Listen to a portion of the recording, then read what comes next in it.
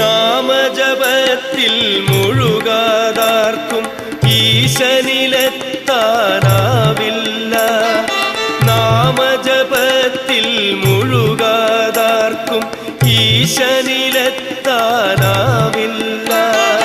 ഭക്തിരസത്തിൽ ലയിച്ചിടാതെ മുക്താവസ്ഥ ലഭിക്കില്ല. മുക്താവസ്ഥ ലഭിക്കില്ല. ഹരിയോം ഹരിയോം ഹരിയോം ഹരിയോം ഹരിയോം ഹരിയോം ഹരിയോം ഹരിയോം ഹരിയോം ഹരിയോം ഹരിയോം ഹരിയോം.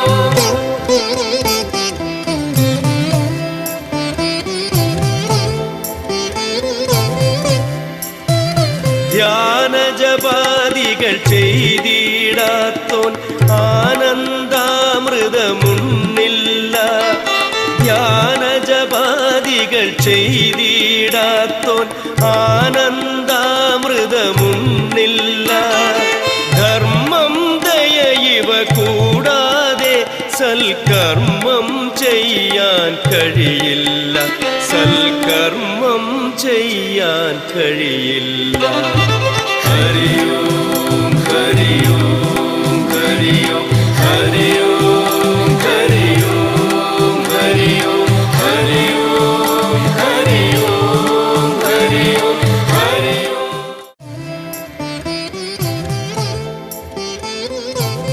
വ്യക്തിയുടെ ജീവിതത്തിൽ അയാൾക്ക് നേടാൻ പറ്റുന്ന ഏറ്റവും വലിയ സമ്പത്ത് ഏതാണ്? അല്ലെങ്കിൽ ഏത് സമ്പത്താണ് അയാളുടെ ജീവിതത്തിൽ അയാൾ നേടിയെടുക്കേണ്ടത്? മറ്റൊരു രീതി പറഞ്ഞാൽ, ഏത് സമ്പത്ത് നേടിയെടുത്താലാണ് ജീവിതത്തിൽ കൃതാർത്ഥതയും ധന്യതയും സംതൃപ്തിയും തോന്നുന്നത്? ഇത് നമ്മൾ മനസ്സിലാക്കാത്തിടത്തോളം കാലം നാം സമ്പത്തെന്ന് കരുതി, ഇത് തന്നെ സമ്പത്തെന്ന് കരുതി അതിൻ്റെ പിന്നാലെ നമ്മൾ നേടാൻ വേണ്ടി ഓടി അത് നേടിയെടുക്കുന്ന സമയത്ത് നാം തിരിച്ചറിയണു ഈ സാധനമല്ല നേടേണ്ടത്. അപ്പോഴേക്കും വിഷമങ്ങളും ദുഃഖങ്ങളും അതുപോലെ തന്നെ ദൗർബല്യങ്ങളും ഇതെല്ലാം വരുമ്പോൾ സ്വയം മനുഷ്യൻ ചോദിക്കാറുണ്ട്, ഞാൻ എന്തിനാണ് ഇത്രയും കാലം ജീവിച്ചത്? അപ്പം താൻ സമ്പത്തെന്ന് കരുതി സമ്പത്തിൻ്റെ പലതിൻ്റെയും പിന്നാലെ ഓടി അതൊക്കെ നേടിയെടുത്തപ്പോഴാണ് മനസ്സിലാവുന്നത് ഇതായിരുന്നില്ല നേടിയെടുക്കേണ്ടത്. ഇവിടെയാണ് നമ്മുടെ ഭാരതീയ സംസ്കാരം, ഋഷീശ്വരന്മാർ നമുക്ക് കുട്ടിക്കാലത്ത് തന്നെ മനസ്സിലാക്കി വെക്കേണ്ട ഒരു കാര്യം പറയുകയാണ്. നിങ്ങൾ മനസ്സിലാക്കേണ്ടതായിരുന്നു, ഏത് സമ്പത്താണ് ജീവിതത്തിൽ യഥാർത്ഥത്തിൽ നേടേണ്ടത്. ശ്രേയസ്സിൽ വെച്ച് ശ്രേഷ്ഠകരം, പാവനാനം ച പാവനം, ശ്രേയസാം ശ്രേയസ്. ഇതേതാണ്?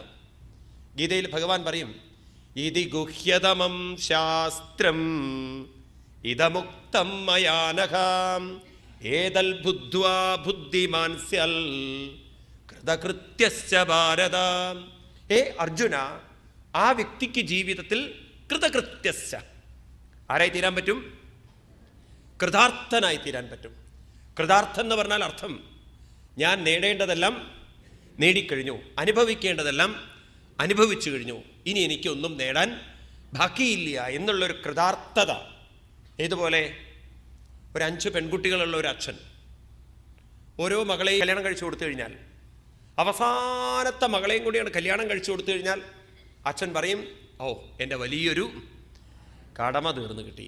ഒരു ആശ്വാസം അദ്ദേഹത്തിന്, അല്ലേ? വലിയൊരു ഉത്തരവാദിത്വം, വലിയൊരു ബാധ്യത താൻ നിറവേറ്റിക്കഴിഞ്ഞു. ഇതുപോലെ നമ്മുടെ ജീവിതത്തിൽ നാം നേടേണ്ടത് എന്താണെന്ന് ആര് പറഞ്ഞു തരും നമുക്ക്? അതിനാണ് സത്സംഗം, അതിനാണ് ശാസ്ത്ര പഠനം. ഈ ശാസ്ത്രങ്ങളൊക്കെ നമ്മൾ ഇതിനാണ് പഠിക്കുന്നത്. ഭാഗവതം കേൾക്കുന്നതും ഗീത കേൾക്കുന്നതും നാരായണീയം പഠിക്കുന്നതും എല്ലാം ഈ കാര്യം മനസ്സിലാക്കാനാണ്. എന്ത്? എൻ്റെ ജീവിതത്തിൽ യഥാർത്ഥത്തിൽ ഞാൻ എന്താണ് നേടേണ്ടത്? അത് നമുക്ക് ഋഷീശ്വരന്മാർ കാണിച്ചു കണ്ടിട്ടുണ്ട്. അത് നമുക്ക് നേടിയെടുക്കാൻ സാധിക്കണം. ഒരിക്കലൊരു വലിയൊരു ക്ഷേത്രത്തിൻ്റെ പുറത്തുള്ള ആൽവൃക്ഷത്തിൻ്റെ ചുവട്ടിൽ ഒരു യാചകൻ യാചിക്കാറുണ്ടായിരുന്നു. തൊട്ടടുത്തൊരു മരപ്പെട്ടിയുണ്ട്, അതിൻ്റെ അടുത്തിരുന്നിട്ടാണ് യാചിക്കുക. ആര് വന്നാലും പോയി കൈനീട്ട് സാർ 1 രൂപ എന്ന് പറഞ്ഞിട്ട് ആരെ കണ്ടാലും പോയി സാറെന്ന് വിളിക്കുകയുള്ളു. അങ്ങനെ ഇരിക്കുക ഒരു ദിവസം ഒരു വലിയ ധനാഢ്യൻ നല്ല ഫോറിൻ കാറിൽ വന്ന് ഇറങ്ങണു. ഇദ്ദേഹം ആസ് യൂഷ്വൽ അയാളുടെ അടുത്ത് ഓടിച്ചെന്ന് സാറെന്ന് പറഞ്ഞ് കൈ നീട്ടണു. ആ കൈ നീട്ടി ഈ ധനാഢ്യനുണ്ടല്ലോ യാചകൻ ഇരുന്ന സ്ഥലത്തേക്ക് നോക്കി. അപ്പോൾ അവിടെ കാണുന്നത് എന്താ വെച്ചാൽ ഒരു മരപ്പെട്ടിയാണ്. ആ മരപ്പെട്ടി കണ്ടതും ധനാഢ്യൻ്റെ ഉള്ളിലൂടെ ചില ചിന്തകൾ കടന്നുപോയി.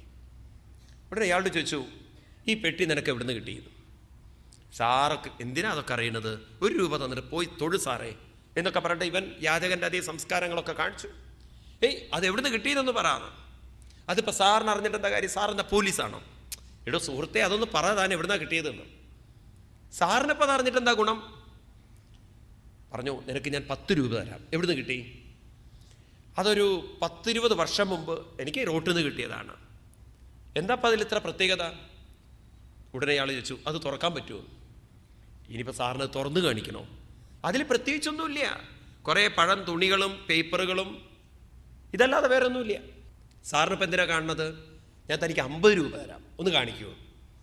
അപ്പോൾ അയാൾ അതിലെ സാധനങ്ങളൊക്കെ എടുത്ത് പുറത്തിട്ടു.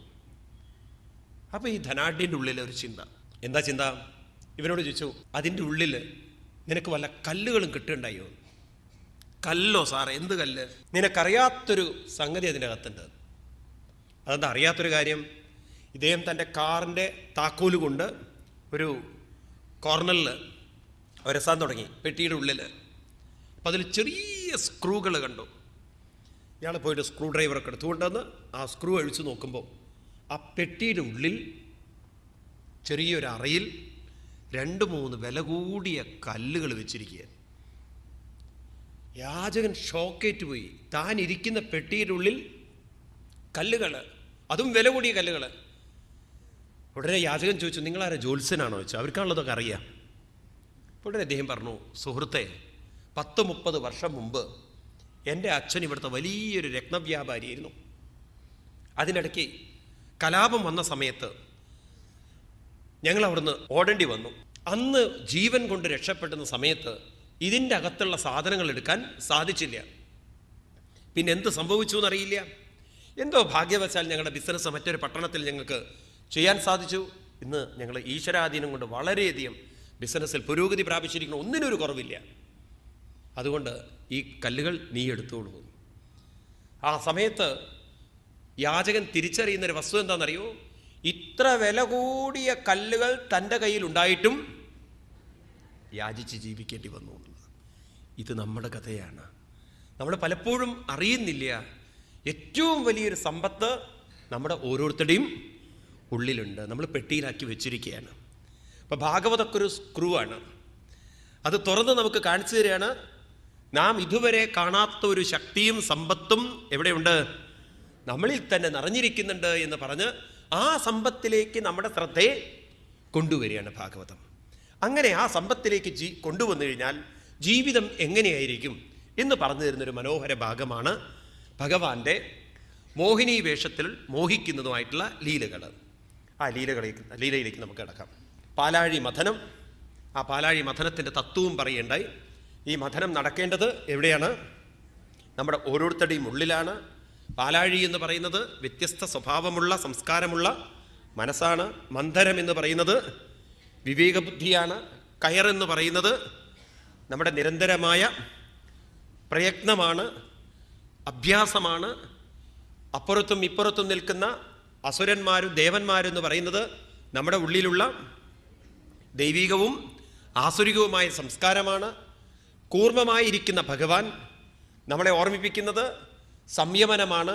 എന്ന് വച്ചാൽ എപ്പോഴൊക്കെ നമ്മൾ ഭഗവാനിലേക്ക് ശ്രദ്ധ കേന്ദ്രീകരിക്കുന്നു, ആ സമയത്ത് നമ്മുടെ ശ്രദ്ധ മറ്റുള്ളതിൽ നിന്നും കൊണ്ടുവരാൻ നമ്മൾ അഭ്യസിച്ചെടുക്കേണ്ടതുണ്ട്.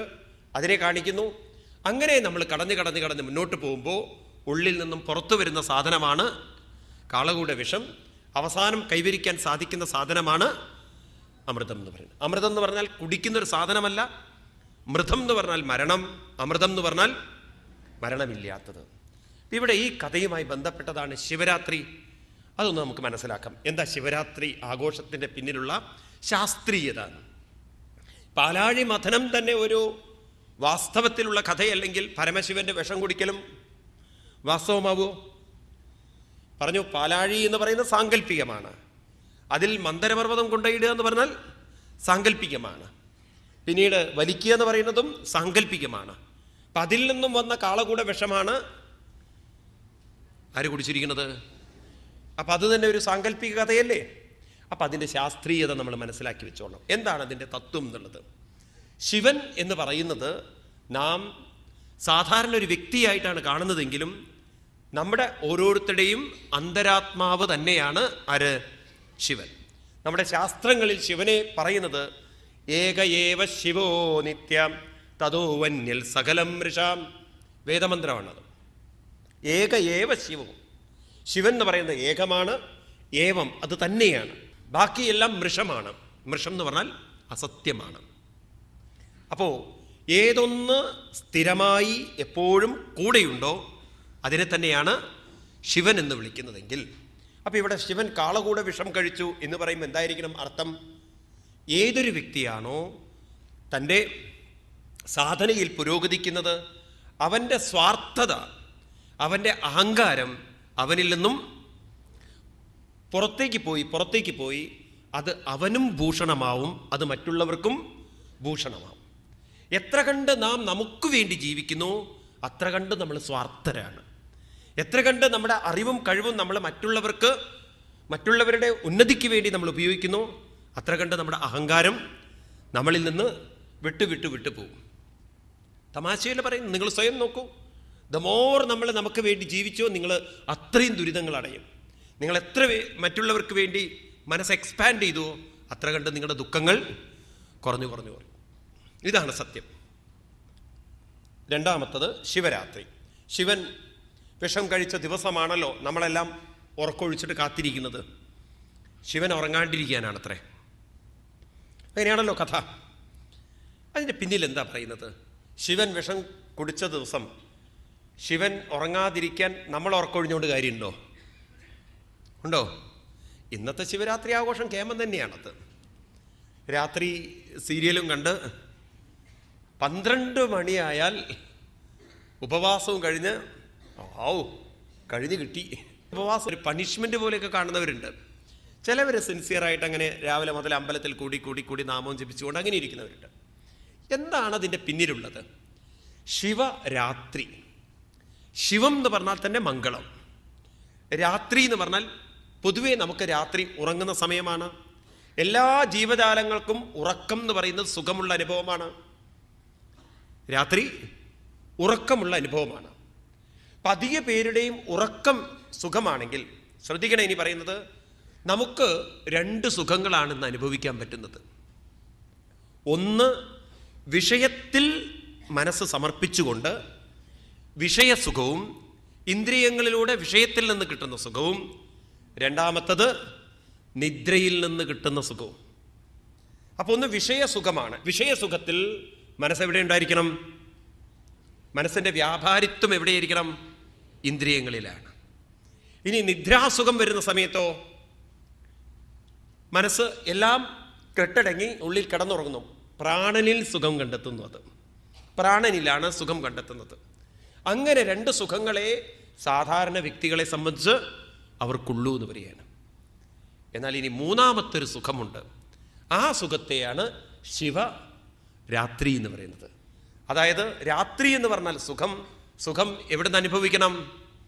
ആരിൽ നിന്ന് അനുഭവിക്കണം? ശിവനിൽ നിന്ന്. അതിനെന്ത് വേണം? ഉണർന്നിരിക്കണം. ഇവിടെ ഉണർന്നിരിക്കുക എന്ന് പറഞ്ഞാൽ ഉണർന്നിരിക്കുക എന്നല്ല അർത്ഥം. ഇവിടെ നമ്മുടെ മനസ്സ് ആരിലേക്ക് ഉണരണം? ഭഗവാനിലേക്ക് ഉണരുന്ന ആ ഒരു അനുഭൂതിയെയാണ് ശിവരാത്രി എന്ന് പറയും. ഉപനിഷത്തിൽ പറയും, വളരെ മനോഹരമായൊരു മന്ത്രം പറയും അവിടെ. നമ്മൾ ഓരോരുത്തരുടെയും മനസ്സിൻ്റെ അവസ്ഥ, ഓരോ സമയത്ത് മനസ്സ് എവിടെയാണ് ഇരിക്കുന്നത് എന്നുള്ളത് പറയും. ഇത് വേദത്തിലെ മന്ത്രമാണ്. നേത്രസ്ത്വം ജാഗരിതം വിദ്യാൽ, നേത്രസ്ത്വം ജാഗരിതം വിദ്യാൽ. ഉണർന്നിരിക്കുന്ന സമയത്ത് മനസ്സ് നേത്രസ്ത്വം എന്ന് പറഞ്ഞാൽ ഇന്ദ്രിയങ്ങളിലാണ്. നമ്മുടെ ഋഷീശ്വരന്മാർ അത്ര അനലൈസ് ചെയ്തിരിക്കുകയാണ്. നിങ്ങൾ ഉണർന്നിരിക്കുമ്പോൾ നിങ്ങളുടെ മനസ്സ് കൂടുതൽ ചേർന്നിരിക്കുന്നത് ഇന്ദ്രിയങ്ങളിൽ. അതിൽ കൂടുതൽ ചേർന്നിരിക്കുന്നത് കണ്ണിലാണ്. അതുകൊണ്ട് പറഞ്ഞു നേത്രസ്ഥം ജാഗരിതം വിദ്യാൽ കണ്ടേ സ്വപ്നം സമാപവശൽ. സ്വപ്നം കാണുന്ന സമയത്ത് മനസ്സ് എവിടെ നിൽക്കുമത്രേ? കണ്ടത്തിൽ നിൽക്കുമത്രേ, കഴുത്തിൽ നിൽക്കുമത്രേ. പകുതി ഉണർന്നിരിക്കുക, മുഴുവൻ ഉണർന്നിട്ടില്ല, ആ അവസ്ഥ. സുഷുപ്തം ഹൃദയം സ്തം തോ. സുഷുപ്തിയിൽ പ്രാണനിൽ ഹൃദയത്തിൽ ചേർന്നിരിക്കുമത്രേ. എന്നാൽ നിങ്ങൾ ശിവനിലേക്ക് ഉണരുമ്പോഴോ തുരീയം മൂർധനിസ്ഥിതം. തുരീയം എന്ന് പറഞ്ഞാൽ ശിവനിലേക്ക് ഉണരുന്ന സമയത്ത് മനസ്സെവിടെ ഇരിക്കും? അതിനെയാണ് അവബോധം എന്ന് പറയുക. അവബോധം എന്ന് പറഞ്ഞാൽ ഉള്ളിൽ നിറഞ്ഞിരിക്കുന്ന ഭഗവാന്റെ സാന്നിധ്യത്തെക്കുറിച്ച് മനസ്സിനുണ്ടാകുന്ന ബോധം. പ്രതിബോധ വിദിതം മതം. ഓരോ നിമിഷവും നമ്മൾ ഈ ബോധത്തിൽ ജീവിക്കാൻ പറ്റുമെങ്കിൽ നമ്മളെപ്പോഴും ആരുടെ കൂടെയായിരിക്കും? ശിവന്റെ കൂടെയായിരിക്കും. ഞാൻ പറയുന്നത് മനസ്സിലാവുണ്ടോ എന്നറിയില്ലേ നിങ്ങൾക്ക്? ശിവരാത്രി എന്ന് പറഞ്ഞു കഴിഞ്ഞാൽ രാത്രി സുഖത്തിൻ്റെതാണെങ്കിൽ ഇന്ന് നമുക്ക് 2 സുഖങ്ങളേ ഉള്ളൂ പ്രധാനമായിട്ട്. ഒന്ന് വിഷയസുഖവും, 2 നിദ്രാസുഖവും. ഇനി മൂന്നാമത്തെ ഒരു സുഖം എന്ന് പറയുന്നത് ഉണർന്നിരിക്കുന്ന സുഖമാണ്. ആരിലേക്ക് ഉണരണം? ഉള്ളിൽ നിറഞ്ഞിരിക്കുന്ന ഭഗവാനിലേക്ക് ഉണരുന്ന ആ സുഖത്തെയാണ് ശിവരാത്രി. അതുകൊണ്ടാണ് അന്ന് വ്രതം നോറ്റുകൊണ്ട് ഉപവസിച്ചുകൊണ്ട്, ഉപവസിക്കുക എന്ന് പറഞ്ഞാൽ ഇളനീര് കുടിക്കുക എന്നല്ല അർത്ഥം, മനസ്സിലായില്ലേ?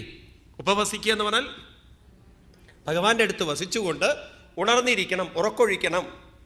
എന്നിട്ട് അന്ന് ചാണകം കത്തിക്കുന്നു. പണ്ട് കാലത്ത് അങ്ങനെയാണല്ലോ. അതെന്തിനാണത്ര ഈ ചാണകം കത്തിച്ച് ഭസ്മമാക്കുന്നത്? നമ്മളെ ഓർമ്മിപ്പിക്കുകയാണ്, എന്ന് നമ്മൾ ശിവനിലേക്ക് ഉണർന്നുവോ അന്ന് നമ്മുടെ ശരീരം ഭസ്മമായി തീർന്നു. അതായത് ഭസ്മമായി തീരുക എന്ന് പറഞ്ഞാൽ അർത്ഥം, ഇത്രയും കാലം ഞാൻ സമ്പത്തെന്ന് കരുതിയ ശരീരം ഇനി മുതൽ എനിക്ക് സമ്പത്തല്ല. കാരണം ഇതൊരു ദിവസം കത്തിച്ചാമ്പലായി ഭസ്മമായി തീരേണ്ടതാണ്. എന്നാൽ ചാമ്പലാവാത്തൊരു സാധനം, ഒരിക്കലും ഭസ്മമാവാത്തൊരു സാധനം, അതാണ് ആര്? ഉള്ളിൽ നിറഞ്ഞിരിക്കുന്ന ശിവൻ എന്ന ബോധം. അപ്പം ശിവൻ്റെ ശിവ എന്താണ് പൂജയുമായി ബന്ധപ്പെട്ടിട്ട്, അല്ലെങ്കിൽ ശിവ ആ സംസ്കാരം, ഭക്തന്മാരുണ്ടല്ലോ കൂടുതൽ ഭസ്മം ഉപയോഗിക്കുന്ന ഇതിനു വേണ്ടിയിട്ടാണ്. ഈ ശരീരം ഒരു ഭസ്മമാണെന്ന് നമ്മളെ ഓർമ്മിപ്പിക്കുകയാണ്. മധ്യപ്രദേശിലൊരു ക്ഷേത്രത്തിലുണ്ടല്ലോ, മനുഷ്യൻ്റെ ശരീരം കത്തിച്ച ഭസ്മം തന്നെ ആ വിഗ്രഹത്തിൽ കൊണ്ടുപോയിടും. കാണാം നമുക്ക്. നിങ്ങൾ നേപ്പാളിൽ പശുപതിനാഥ് ക്ഷേത്രത്തിൽ പോയി, അവിടെ പോയി കഴിഞ്ഞാണ്ടല്ലോ, ക്ഷേത്രത്തിൻ്റെ മതിൽക്കെട്ടിനോട് ചേർന്നിട്ടാണ് അവിടെ ശരീരം കത്തിക്കുന്നത്. അവർക്കൊന്നും ദോഷവും അവർക്കൊന്നും അന്ധവിശ്വാസങ്ങളും ഇല്ല. കാരണം അവർക്ക് നല്ല ഉറപ്പാണ് ഈ ശരീരം ഒരു ദിവസം ഭസ്മമായി തീരും. പക്ഷേ ആരെ ഭസ്മമാക്കാൻ സാധ്യമല്ല? മനസ്സിനെ ഭസ്മമാക്കാൻ സാധ്യമല്ല. ഇത്രയും മനസ്സിലാക്കി ഇനി നമുക്ക് പരമശിവന്റെ ആ മോഹിനി വേഷത്തിൽ മോഹിച്ചു പോയ കഥയിലേക്ക് കടക്കാം. അമൃത് ദേവന്മാർക്ക് കിട്ടിയപ്പോൾ അത്യന്തം കോപിഷ്ഠരായ അസുരന്മാർ അവർ ഉഗ്രമായ യുദ്ധത്തിന് തയ്യാറായി. അങ്ങനെ ആ യുദ്ധത്തിൽ ദേവന്മാരും അസുരന്മാരും തമ്മിലുള്ള യുദ്ധത്തിൽ അസുരന്മാർ കുറെ മരിക്കപ്പെട്ടു. ഇന്ദ്രനും മഹാബലിയും തമ്മിലുള്ള യുദ്ധം, അവസാനം മഹാബലിയും വധിക്കപ്പെട്ടു. അതായത് 10ഉം 11ഉം അധ്യായങ്ങൾ അസുരന്മാരും ദേവന്മാരും തമ്മിലുള്ള യുദ്ധത്തെ വർണ്ണിക്കുകയാണ്. അവസാനം യുദ്ധത്തിൽ മഹാബലി തുടങ്ങിയിട്ടുള്ള, നമൂജി തുടങ്ങിയിട്ടുള്ള ആളുകളൊക്കെ മരിച്ചതിന് ശേഷം ദേവന്മാർ വിജയശ്രീലാളിതരായി പോയപ്പോൾ മറ്റൊരു കാര്യം സംഭവിച്ചു എന്ന് പറയുകയാണ്.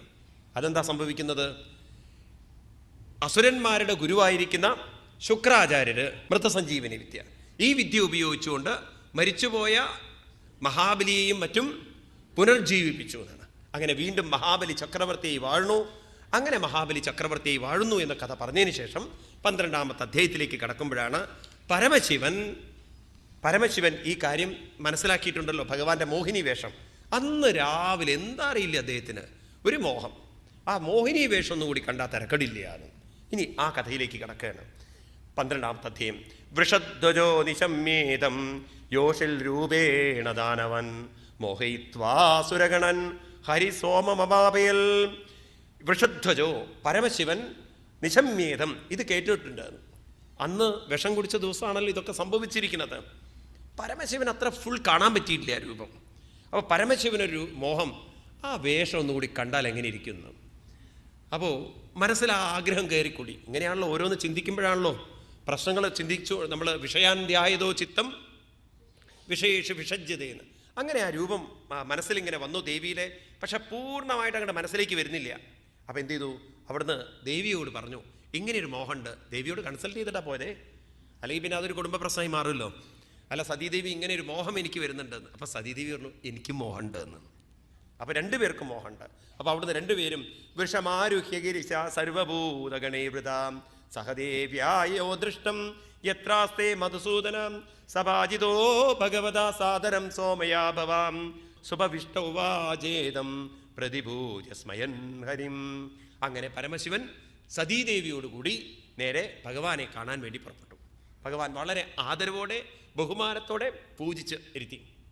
എന്നിട്ട് മഹാദേവൻ പറയാണ്, മഹാവിഷ്ണുവിനോട് പറയാണ്, ദേവദേവ ജഗൽവ്യാപിൻ ജഗദീശ ജഗന്മയാം സർവേഷാമവിഭാവാനം ത്വമാത്മാ ഹേതുരീശ്വരാം. ദേവദേവ ജഗൽവ്യാപിൻ. ഓരോ ശ്ലോകങ്ങളും നിങ്ങൾ ശ്രദ്ധിക്കണേ. ഇവിടെ ഓരോ ശ്ലോകത്തിൻ്റെയും പിന്നിലേക്ക് നോക്കിക്കഴിഞ്ഞാൽ പരമസത്യം നമുക്കിങ്ങനെ കണ്ണാടി പോലെ കാണിച്ചു തരികയാണ്. അത് നമുക്ക് ഇത്തിരി ഒരു സത്സംഗ സംസ്കാരം ഉണ്ടെങ്കിൽ ഇത് വേഗം ക്ലിക്ക് ചെയ്യും. ഈ വെടിമരുന്നിന് തീ കൊടുക്കുന്ന പോലെയാണത്. ദേവദേവ എന്ന ശബ്ദം നമ്മൾ കേൾക്കുമ്പോണ്ടല്ലോ നമ്മുടെ ഉള്ളിലേക്ക് വരേണ്ടുന്ന ഒരു അറിവ്.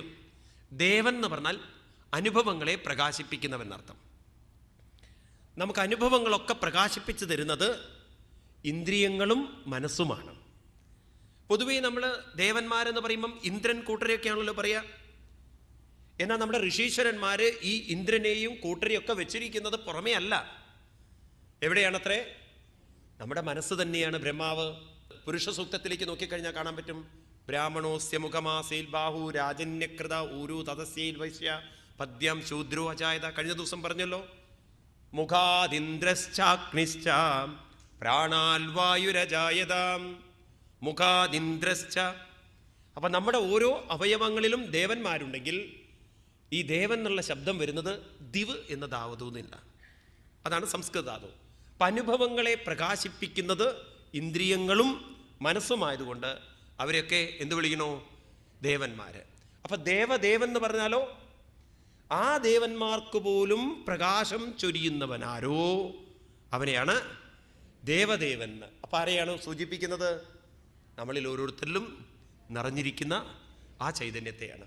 ജഗദ്വ്യാപിൻ, എല്ലായിടത്തും വ്യാപിച്ചിരിക്കുന്നവൻ.